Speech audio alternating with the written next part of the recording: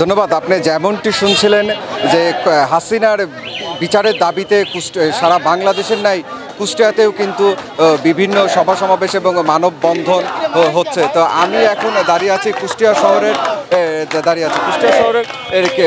কেন্দ্রের কর্মসূচির অংশ হিসেবে কুষ্টিয়াতেও মানববন্ধন এবং বিক্ষোভ মিছিল কিন্তু চলছে। আজকে আমি যেখানে দাঁড়িয়ে আছি সেটা কিন্তু কেন্দ্রীয় যুব দলের যে কর্মসূচি ছিল সেই কর্মসূচির অংশ হিসেবেই কিন্তু কুষ্টিয়া জেলা যুব দলের আয়োজনে এই বিক্ষোভ মিছিল এবং সমাবেশ কিন্তু হচ্ছে।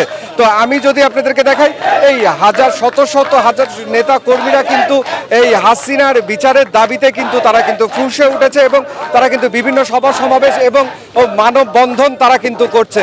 তো আমি এই কুষ্টিয়া জেলা যুব দলের সাধারণ সম্পাদক তার সাথে কথা বলে দেখতে চাই, তার সাথে কথা বলে দেখবো যে আসলে আপনারা মানব খুনিয়া সারা বাংলাদেশের নাই কুষ্টিয়াতে জেলা যুব দলের যে আয়োজন চলছে, আসলে কিসের জন্য আপনারা এই মানববন্ধন বা মিছিলের আয়োজন করছেন?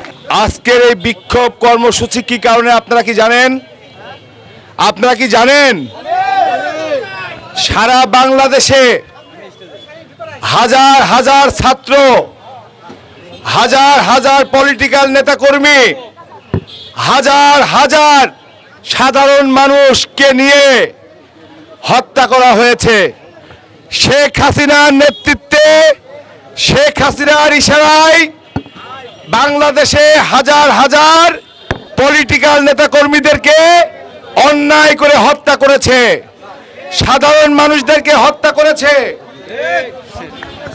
আমি যদি আপনাদেরকে পারছি ঠিক তেমনটি জানাচ্ছিলেন কুষ্টিয়া জেলা যুব দলের সাধারণ সম্পাদক কামাল উদ্দিন কামাল কিন্তু যেমনটি জানাচ্ছিলেন যে হাসিনার বিচারের দাবিতে কিন্তু তারা কিন্তু এই মাঠে নেমেছে। আমাকে যদি বলতে হয় যে সারা বাংলাদেশের নাই কিন্তু কুষ্টিয়া জেলা জুড়েও কিন্তু একই রকম কিন্তু সভা সমাবেশ এবং বিক্ষোভ মিছিল তারা কিন্তু পরিচালনা করছে।